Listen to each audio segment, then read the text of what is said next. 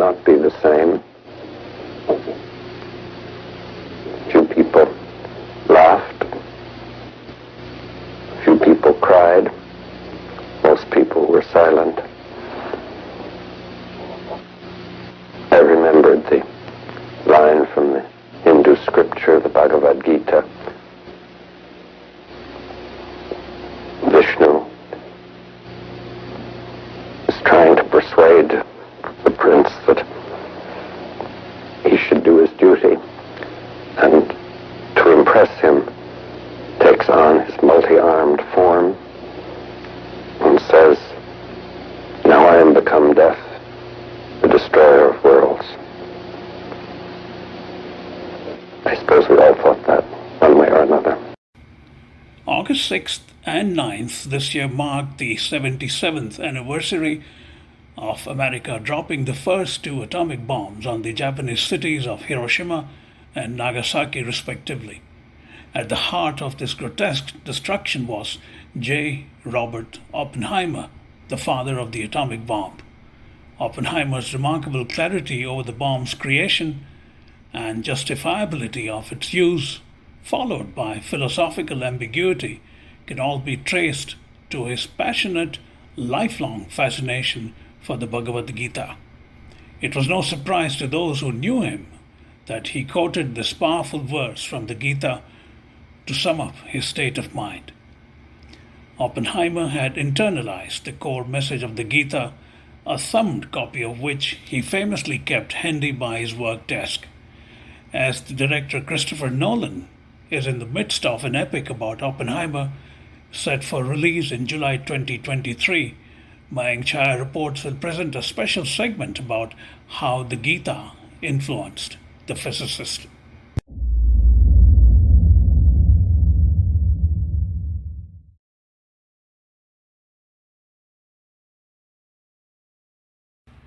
Born on April 22, 1904, by all accounts, Robert was a prodigy who displayed a particular talent for physics. He graduated as a school valedictorian in 1921 and enrolled at the Harvard University in September 1922. Graduating in 3 years, he excelled in a wide variety of subjects. Although he majored in chemistry, Oppenheimer eventually realized that his true passion was physics. Einstein Prize-winning theoretical physicist Dr. Abhay Ashtekar, who is a pioneer in the field of loop quantum gravity, offers a primer on Oppenheimer's early life, which had some rather striking details. Let me begin with a broad question. The popular perspective is that a somewhat uncertain Oppenheimer, on the verge of unleashing unprecedented power and energy, found strength in Kalosmi Loka Kshaya Kriti Pravardo. Now I am become death, the destroyer of worlds. What's your perspective of that? Okay. So you want a short answer, or can I start from You can start from wherever you want. Okay. So, I think I should start with Oppenheimer himself, right? He was a very, very unusual person. Even for a great scientist, he was a very unusual person. He was born in quite a wealthy family in New York, and he was a prodigy. So already at the age 13, he had done on his own some research on the rocks in New York and around New York, and submitted a paper. And the New York chapter of the Geological Society invited this speaker, and his father encouraged him, and father took him. And they were completely shocked to see this 13-year-old boy. And so they had to, they led him to the podium, and he could not reach the mic. So they actually had to put a stool on which he had to stand and give a mic. And he gave a good talk, and they all appreciated it. I'm giving this anecdote early on to just sort of say how, he was really prodigious. Then he did his PhD in Cambridge. And when he was a graduate student, he really had developed a great dislike to his tutor, some experimental work and so on. And there are some accounts which say that he actually tried to poison the tutor. And then he was caught. But again, being so suave and so intelligent and so perceptive, he somehow managed to convince the main people, right? I mean, Yeah. the master of the college and other people, Okay. and that. So he was only given some small reprimand, and he was not, not much was done. And then, of course, he was a professor in Berkeley and so on. And actually, before this Manhattan Project even became official, he had done work in nuclear physics and so on. But then he got interested in general relativity. And actually, I think in September of 1913, September 1st, I think, of 1939, his paper appeared in Physical Review at that time. And it was about the so-called Oppenheimer-Schneider collapse. So this was kind of a definitive proof that stars, when they run out of the nuclear fuel, would actually form a black hole. And as Freeman Dyson, for example, says that this was the earth-shaking paper, but the reason is it was not so well known was that was the day on which Hitler invaded All Poland. right. Exactly that day. Amazing. And so that paper didn't receive much attention until much later. I mean, and like Freeman Dyson really analyzes and feels that this was the deepest work, that scientific work that Oppenheimer had done, and it has ramifications even now, right? Okay, then let's turn the story to the atom bomb. And so in the atom bomb story, as you probably know, in the Christmas of 1938, Lisa Meitner and Otto Hahn realized that what they had seen in the lab was actually a fission. That is to say, a nuclear reaction which could go on to chain reaction because it is triggered by neutrons. And the statement was that at any time the neutron hits the nucleus, it changes the nucleus, but also it emits more neutrons. Right. And therefore it can hit more nuclei, and therefore the chain reaction can start. Right. So they understood the potential of it, but they were apparently, as far as I know, Fermi actually had similar experiment 4 years ago, but he did not realize that this was nuclear potential chain reaction. And so anyway, Lisa Meitner and Otto Hahn, they both realized the potential, and at least Lisa Meitner had some ancestry which was not compatible with the Nazi regime. And so she did escape, and the news then was channeled outside Germany that this was happening in a very secret way. It was channeled up here. By the way, on the same issue of Physical Review, September 1st, there was another groundbreaking paper, and that was a Bohr and Wheeler on nuclear reaction. It was couched in some terms which was not to draw much attention, but it was clear from that paper that in fact the chain reaction is a real possibility. And so around the same time, 1939, right, in September of 1939, so a few months, 8-9 months after the Lisa Meitner discovery and so on. Among the Western scientists, there was a clear recognition that if Hitler had started this nuclear weapon project, then there is no chance that Allies could ever win. So that was really the driving force among the Allied. Right. And at that time, people were convinced that Heisenberg was the only person that they were afraid of, actually, the Western scientists, that if he were leading the project, then everything would be exactly. Gone. Right. And there's just one sentence that made Heisenberg a great, very controversial figure for years and years and years.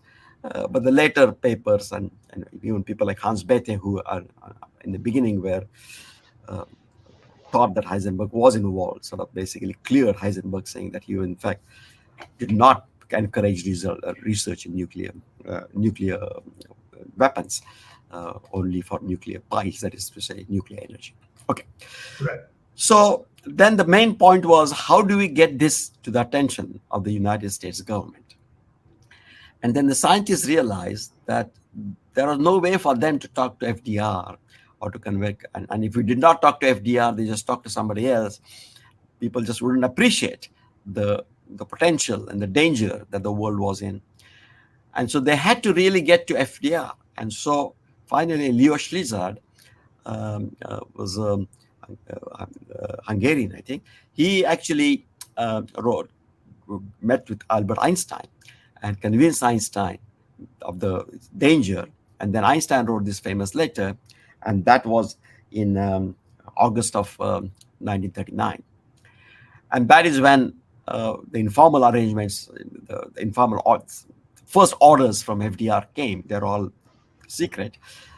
But it took still 3 years until 1942 for there to be official chain of command, and that was under General Robert Groves. And so this was really set up. And then a year later, so it was we're already talking about 1943 now. So 4 years after the nuclear weapons, the chain reaction had been discovered, that the formally scientific negotiations and scientific structure started happening.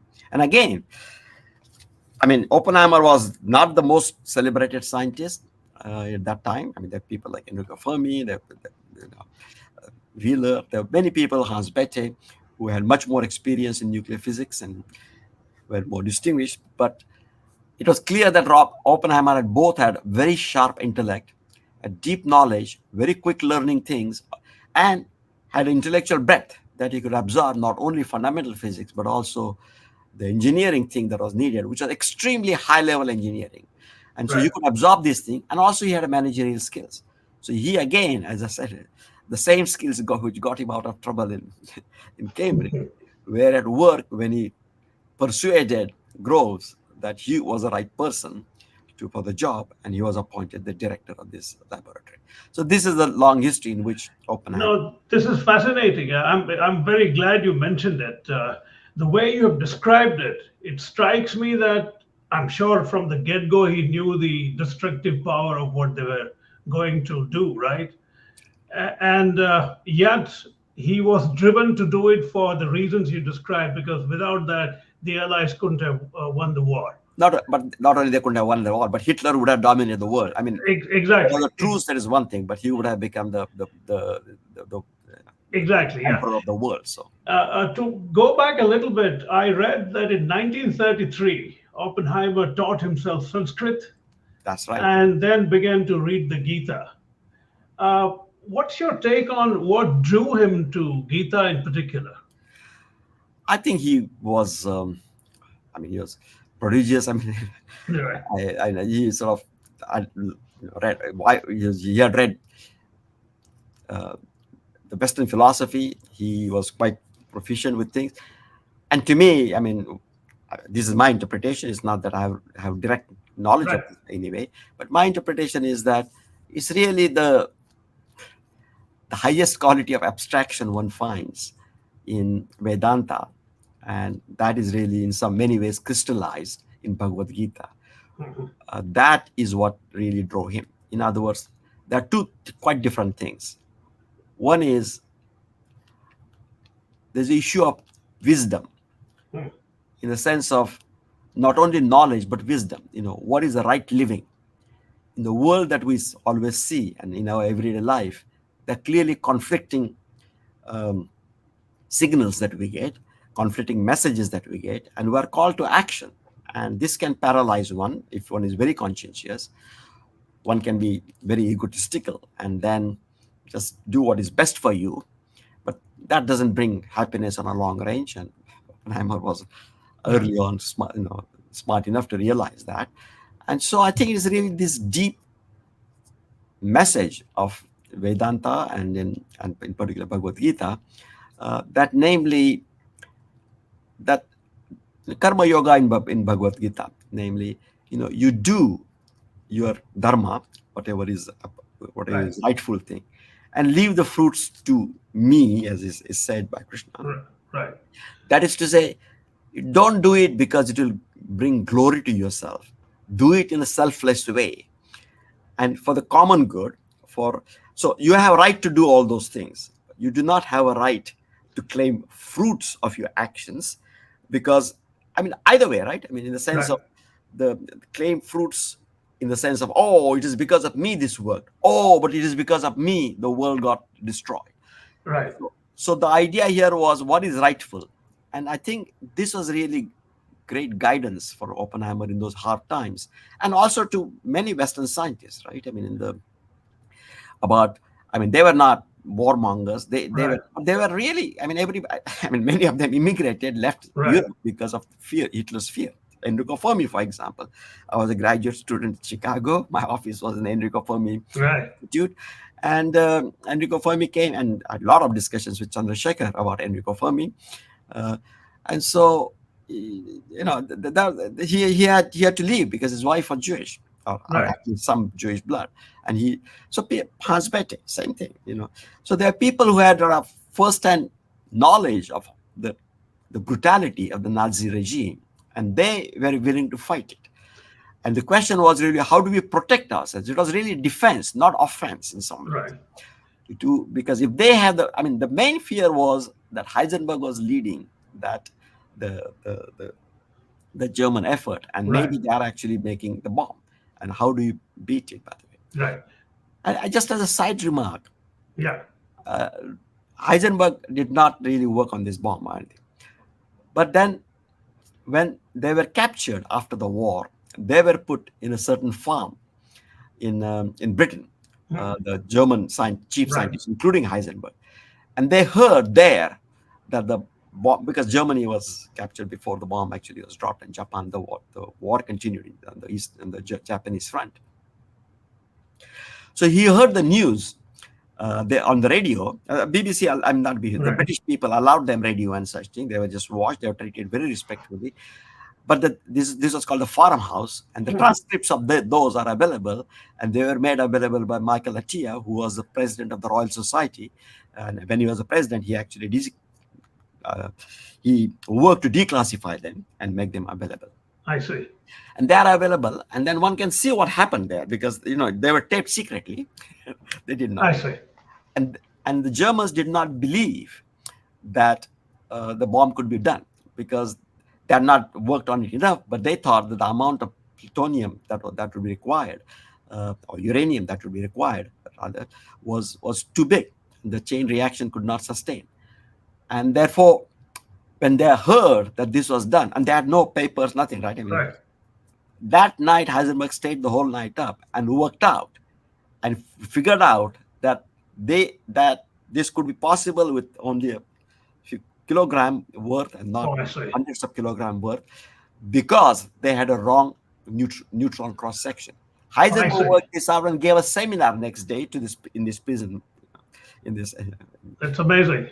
Yeah, so there was a reason for allies, for the Yeah. allied scientists to be concerned that Heisenberg was leading it. Right. That transcript is quite Oh, it's extraordinary. I didn't know about that. it's called the Farmhouse Transcript, and the book is available. If you I'll get a hold of it. please To talk a bit about how the Gita Yeah. Came in handy for these troubled scientists to rationalize. But it was just Oppenheimer. It was not the rest. I understand. No, okay. Most of the people were, split. I mean, there were Right. people like, for example, what happened during Trinity test? Several of them went at a safe distance to watch it, so to say. Right. And Feynman was a young person who was working in Hans Bette's group, actually. He was sitting on the hood of a Jeep with his bongo, playing the bongo drums. And when went on, he was playing bongo in great joyously. I think you have to realize that these were not warmongers or anything of that sort. But for 2 years, they had been working day and night, and they did not know finally if it was going to work or not. They hoped that it worked, and they were all isolated in Los Alamos, and so to them, there's such a great relief that this actually worked, right? As Oppenheimer in one of the later interviews said, I think that there was a sweetness of technical success, right? That it was technically sweet, and so that was Feynman's reaction during the bongos up here. Enrico Fermi was also at the Trinity test, and Enrico Fermi, being very systematic, he had already done calculations. By the way, he always used slide rule. People probably don't know what a slide rule is for his calculations up here. And he was there with his slide rule, and he had already calculated various things. And so he had a piece of paper which was carefully cut. He knew the weight of that piece of paper and its area and everything. And he held the piece of paper, and as a blast came, he let it go. And he found out how far the blast blew it. And from that, in 2 minutes, you've calculated the strength of this blast and what his destructive power was. So this was Really? epic for me. So I think it's good to see how people were reacting. And Right. Oppenheimer having a more global view. I mean, people were focused on specific tasks, either Right. or this task.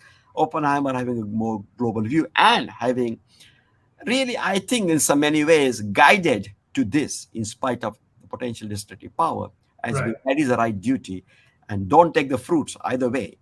Don't take, that is what the main message was, right, to Right. Arjuna Right. during the battlefields. Arjuna, and this all the Bhagavad Gita was when Arjuna, when Exactly. Yeah. Krishna drove the chariot, right, drove the chariot in between the two armies, and Arjuna seeing his his yeah, his relatives and his teachers and his revered figures on the other side. He says, I'm supposed to kill them all. I mean, this is my thing. How much blood would be in my hand? And he didn't want to do it. He was dejected. Right. And in his Krishna who told him, this karma yoga, this is your dharma and you have to fight, and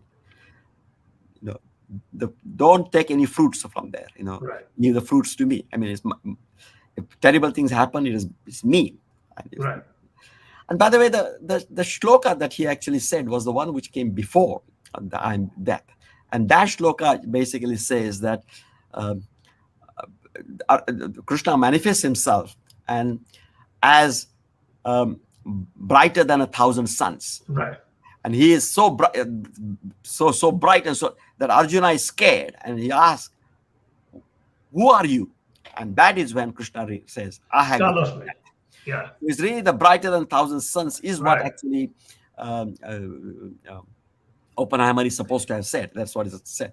But later, when he gave interviews and so on, he only talked about the next stanza, which was really, Right. who are you? The answer to that is, I have become. I'm become death, the destroyer. Interesting, Dr. Ashtekar. I have understood that particular line in terms of kal means samay. Uh, everything dies with time. It's not specific destruction that Krishna was talking about. It was how, as time flows, things begin to degenerate, die, new things come. So that was the context. But the way Oppenheimer used it, it would seem as if it's very specific that I'm become death, destroyer of worlds. That's how the Western mind has chosen to view it. Yeah, so I think I agree with you that I don't know, maybe because the Oppenheimer's interview, which made all this famous, came much later. I think it was Right. in the mid 60s, 65 Right. something. That was a public TV in which he's Exactly. words appear. And therefore, I mean, it could be that by then he had felt this way, right? That he was because it's very difficult to know what was going on in his mind, so to say. So he might have felt that that he was responsible. I mean, he did. I mean, many of those scientists who worked in Manhattan were dejected by the Right. outcome of it all. And it's one of those things. In the short range, they did something to save the world from something which was totally Right. menacing and terrible, but its long range impact that they had not Absolutely. realized. And so- There was a sort of a sense of grandiosity about his pronouncement then.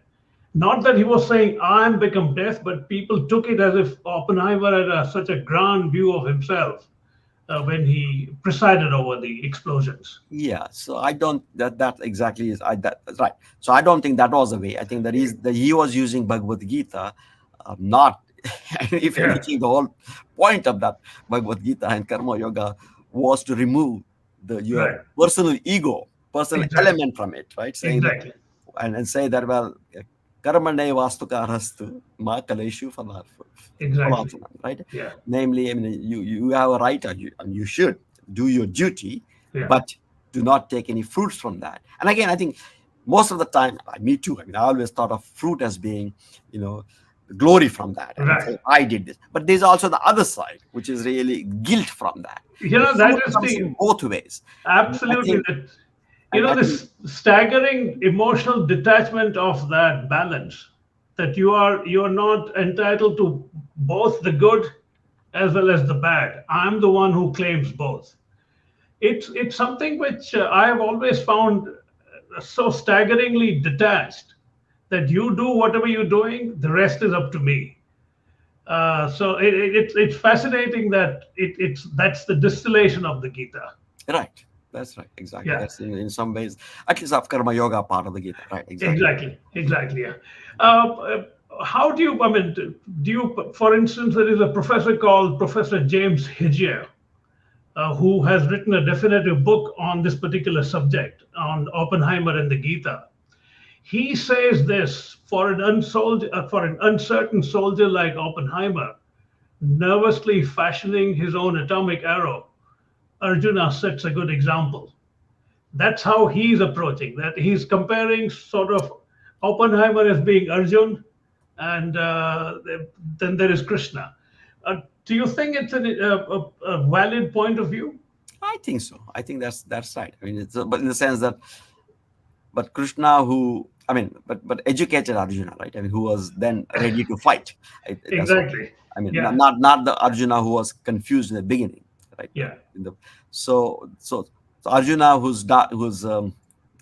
from whom the darkness of ignorance was removed, and was told what is the rightful way of living. I mean, Yeah. I find that there has not been enough scholarly examination of the way from 1933 onwards the Gita influenced Oppenheimer to the extent that he used to carry a thumbed copy of the Gita and would give it to anyone who was interested.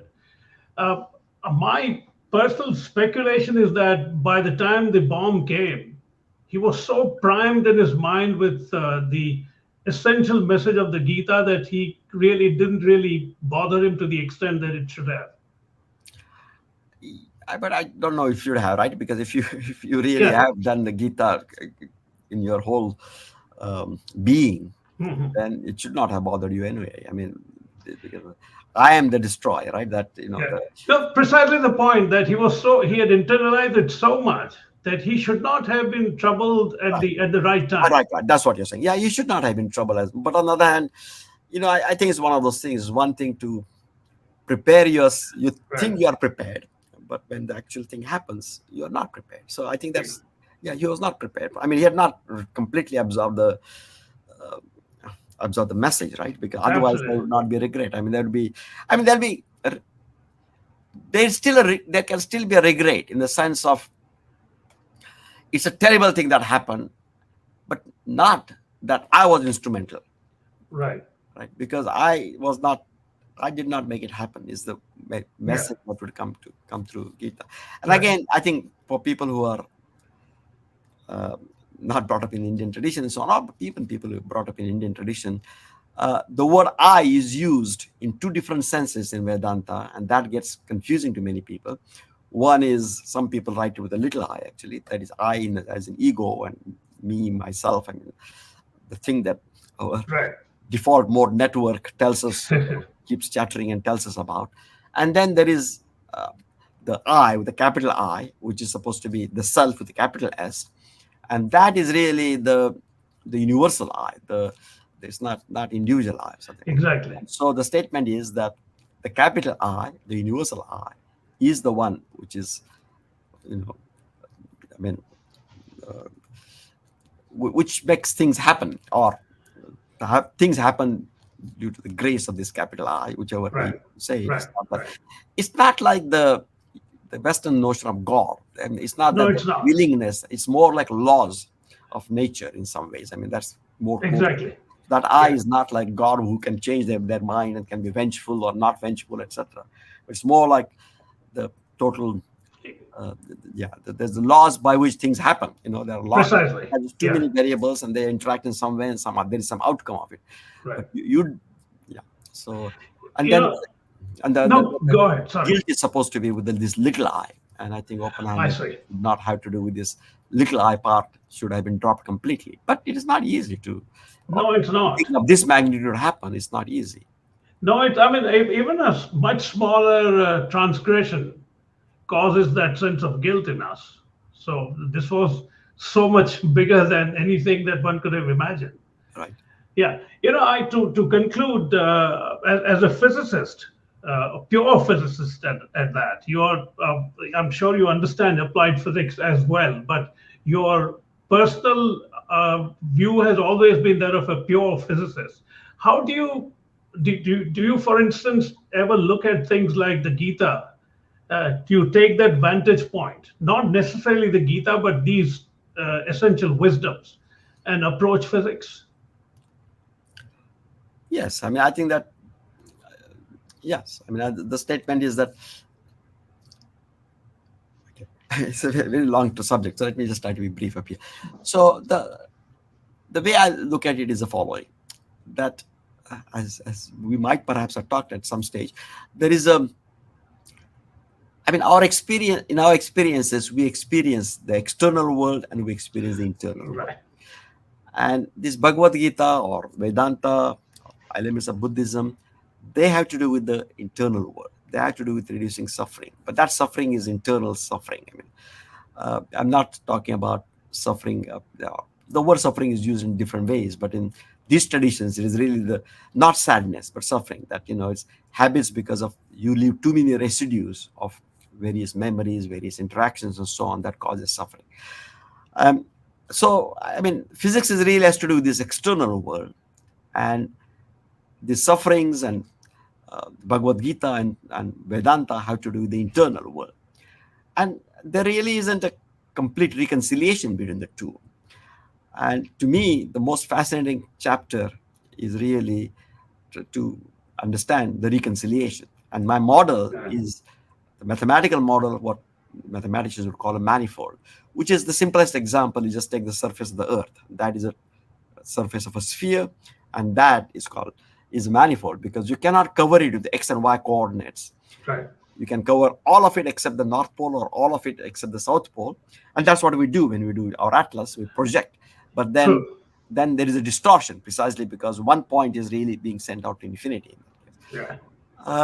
So it is like that. There is the internal world and there is the external world. And the mathematics sort of reconciles this, not by having one XY coordinates, or chart as they call it, to cover all the reality, in my view, but really have these realities covering part of the thing, right? I mean, the external world is created here, internal world is created here, but there is this overlap. And this overlap region, what one calls is transition functions. In other words, things which can be explained in both traditions, how you should be able to make translation. You should be able to say that, well, I had this experience that corresponds to this thing in neurons, and that corresponds to some collapse of wave function or not collapse of wave function, Right. etc. But there are elements that this chart, external world chart, will not be able to reach, and there are elements of the internal world chart will not be able to reach. So to me, when I do physics, it really has to do with the external world, and when I do these things, it has to do with the internal world. And personally, the way they interact for me is really trying to follow these traditions. One kind of purifies one's awareness, and that removes a lot of chatter and a lot of clutter. Right. That actually energizes you, and that makes it possible to do more deep work than I would have been able to do with the chatter. Right. So that is the way in which it is affecting my physics, but it's not affecting the physics that in the sense that I'm taking an idea from the internal world. Exactly. No, I understood. As explained by Dr. Ashtekar, it was the idea that one has the right to one's duty or action, but not the consequences or fruits of it, good or bad, that inspired Oppenheimer. That was the essence of Gita's Karma Yoga. It was something that Oppenheimer understood very well. Couple that with Kalosmi Lokakshaya Krutu Pravarto, or now I am become death, the destroyer of worlds, and one begins to understand Oppenheimer's mindset during the making of the atomic bomb and after its use. Oppenheimer's dispassionate, almost coldly detached acquiescence to the broader politics of the atomic bomb has been interpreted as a direct result of the way he digested the Gita. He saw it purely in terms of his duty as a scientist and perhaps nothing more. Much has been written about whether Oppenheimer came to regret having pioneered the atomic bomb. There appears to be considerable agreement that he did not feel remorse in any manifest sort of way. Even during the first successful test in 1945, he was said to have thought of this line, from the Gita. If the radiance of 1,000 suns were to burst into the sky, that would be like the splendor of the Mighty One. This was notwithstanding his full understanding of the potential for death and destruction that the enormous power could and would unleash. It was clear to those involved in the Manhattan Project, particularly someone at its helm like Oppenheimer, that the eventual purpose of the bomb was to be deployed as a weapon very soon. It was in this context that the physicist's dependence on the Gita as his guide ought to be viewed. The Manhattan Project, its key players such as Oppenheimer, the eventual dropping of the two atomic bombs on Hiroshima and Nagasaki on August 6th and 9th, 1945, respectively, and everything that flowed from that offer an extraordinary canvas for filmmakers. Celebrated director Christopher Nolan's movie is being projected quite dramatically, even though its release is about a year away. A teaser trailer does seem to refer quite prominently to the quote from the Gita. However, it remains to be seen if that reference is a cursory one or has been significantly addressed by Nolan. This MCR segment was brought to you by Thoughtful Technology Partners.